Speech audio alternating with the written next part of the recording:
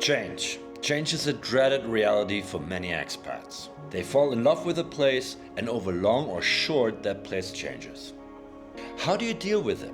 Let me give you my 2 cents about it by showing you how Panama City changed, and much of it for the better. Hi, I am Gerhard from Expatise. I want to help you find your ideal location to move to in Latin America.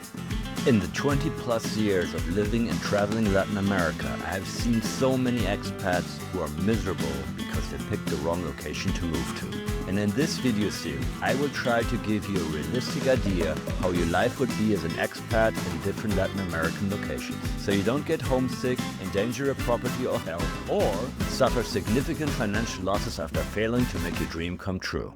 The first time I came to Panama City was in 2008. I was flabbergasted to see a city with so much growth. I counted 28 buildings under construction from my apartment window alone. The growth of the city and its traffic was insane, and the growing pains obvious. However, the solutions that the Panameños found were as ingenious as they were extreme. Change often starts with changes in the economy, and this is certainly the case in Panama. Panama's GDP per capita is the second highest in Latin America. This usually means political stability and lower crime. Its economic growth of 5 to 6% annually is some of the highest in all of Latin America. Panama is using the US dollar. Not only does that mean that their currency is stable, it also means that you don't have to worry about exchange rates. A dollar is a dollar. Panama's economic growth is based on logistics and the canal, banking, tourism, and real estate. Now, real estate is, of course, for an expat or a relocator of special interest. As I pointed out in the first part of this Panama City review, the economic growth, considerable foreign investment, and the well-planned infrastructure projects really fueled a boom in high-rise construction. While there has been an oversupply in certain segments, particularly luxury condominiums, the market is generally considered stable with strong rental demand. As I said in the beginning of this video, in 2008 I saw 28 high-rises under construction, but now in 2025 there are considerably less. I guess this is a natural and healthy leveling off from the bubble before the financial crisis. Nowhere is that more obvious as at Costa del Este, a newer neighborhood in the northeast of the city. So this morning I'm taking an Uber there. It is a planned neighborhood for an upper and upper middle class community. The project was approved in the middle of the 90s. First buildings were constructed just before the turn of the century.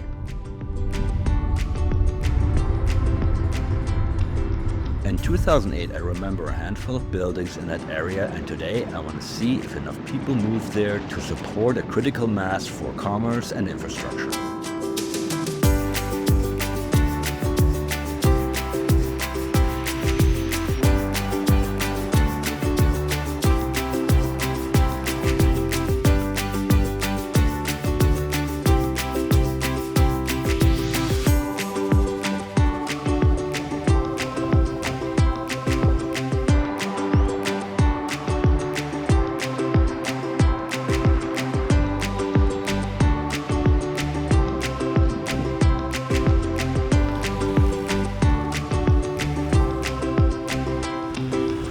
One of the best and quickest ways to do that is to visit the local mall.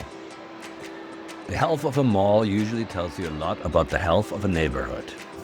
If the mall is empty with lots of empty lots, it's usually a sign that the neighborhood hasn't filled in with enough people. But then again, an empty mall could also just mean the neighborhood is in an early stage of its development and therefore an opportunity to buy in early and get a good return on your investment. Another important question is once again transportation, and I didn't see anything that gave me confidence that Costa del Este is well connected to the city. On the way out, during rush hour, we saw a decent stop-and-go traffic jam. On the way back in, parts of Costa del Este were also clogged up. Public transportation doesn't seem to be any good when it comes to getting into the city from Costa del Este. The subway runs almost 5 kilometers north, and any bus has to go through the same traffic as anyone else, and I didn't see any dedicated bus lane.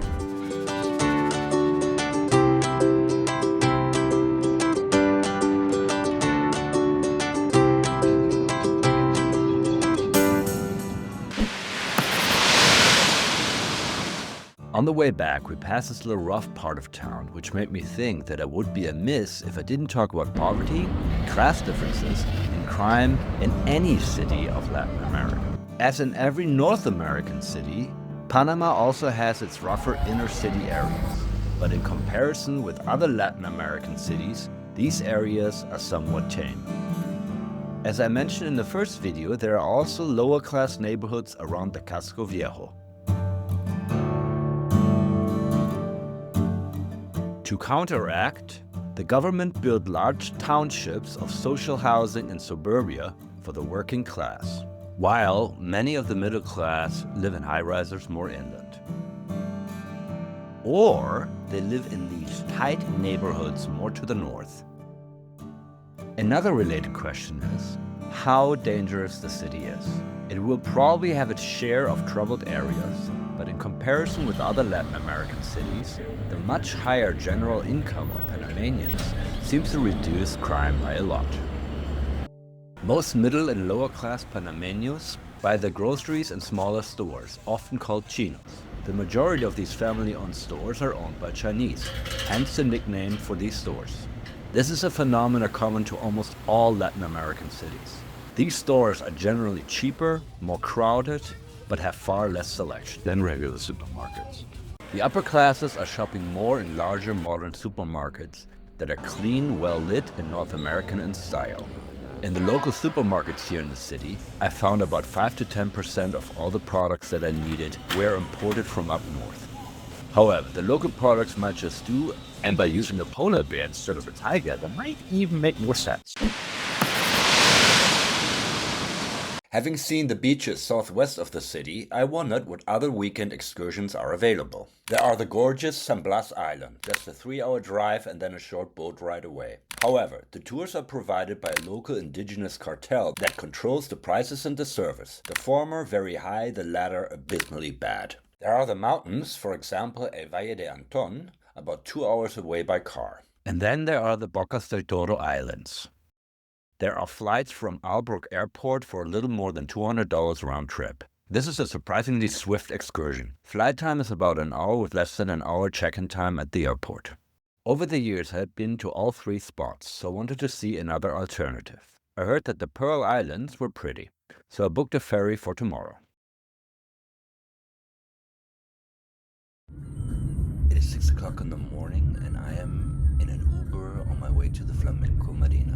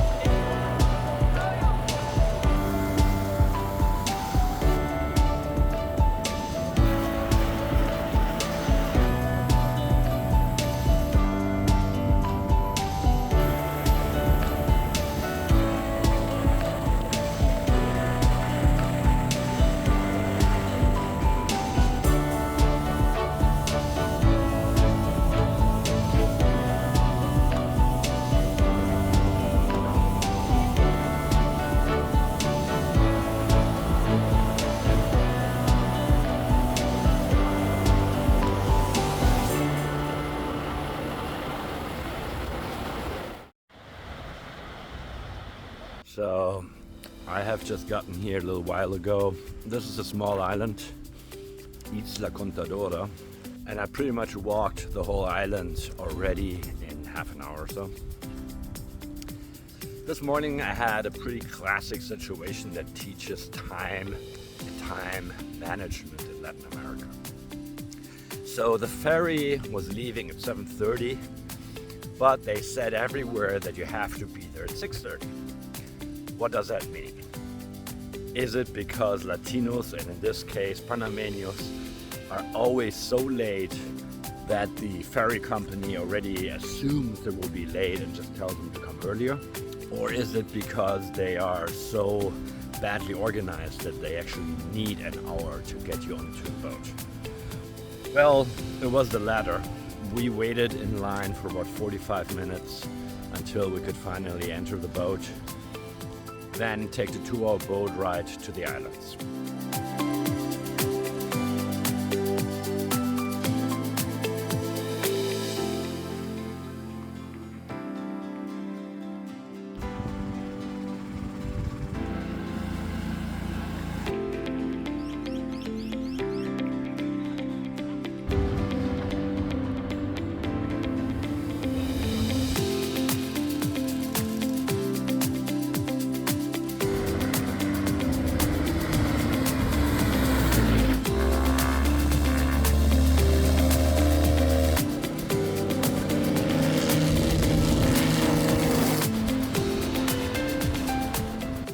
Are visiting the Pearl Islands an option for people who are living in Panama City? Yes, they are. They're nice, they're beautiful, but I also have to say they are not quite as convenient as maybe some other places. It takes about 3 hours to get here. I woke up this morning around 5:30. 7:30 we left. We arrived here at about 9:30. So the net travel time was about 3 hours. There are closer places to that. In 3 hours you can almost get to San Blas, and you can certainly get to Coronado or any of the other beaches south of Panama City.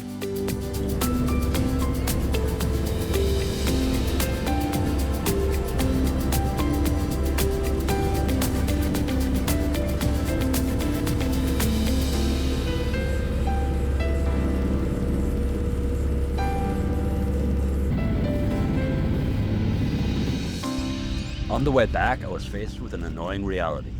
Because all the ferries arrived almost at the same time, it was very difficult to get a ride back to the city. The bus was hopelessly full, the few taxis were snatched away quickly, and no Uber drivers wanted to even come out that far. So I decided to walk the 4 kilometers along the Amador jetty back in the direction of the city until I got a cab.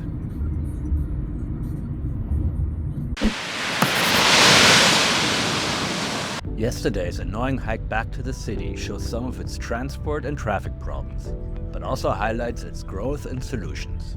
Quick-growing cities often get choked by horrible traffic, especially during rush hour.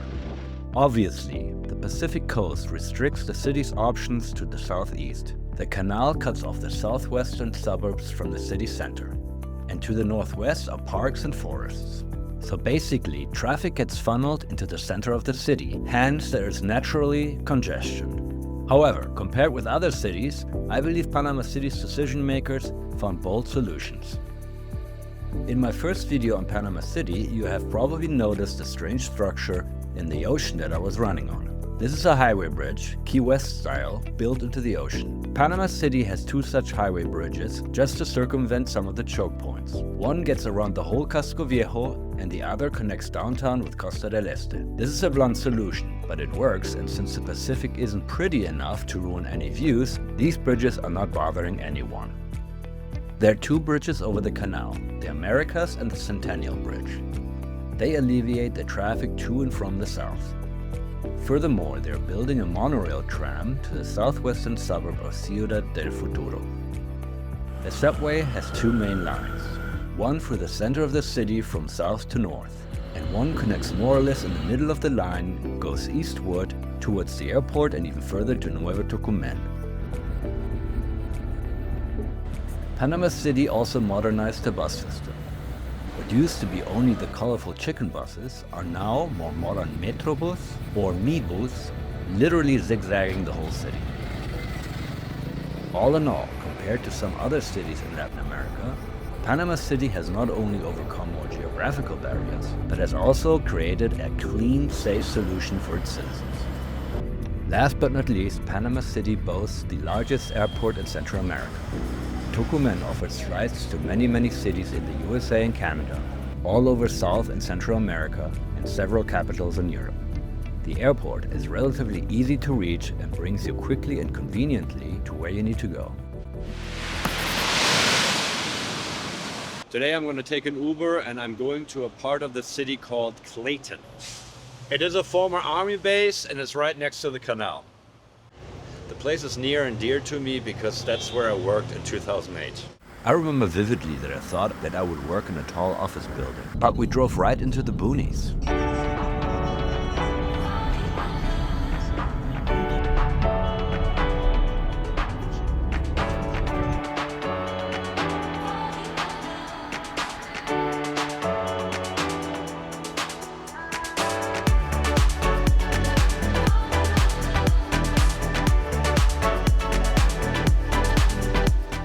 When I saw Clayton for the first time, I was absolutely enchanted because it has this historical feeling to it.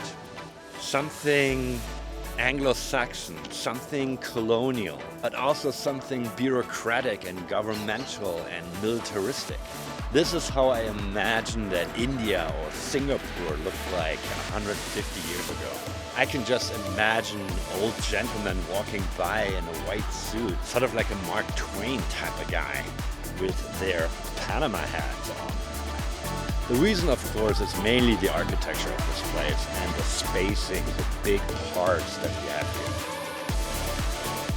here. Renamed the City of Knowledge, this former army base is part university, international governmental institutions, residential neighborhood, and a park and recreational area.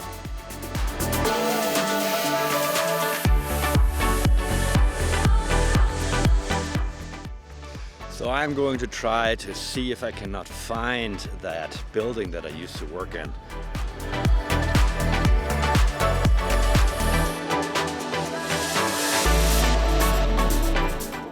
Yeah, although I can't be sure, I think this is the building. They all look the same, I mean, for that matter, but I remember the handicapped ramp.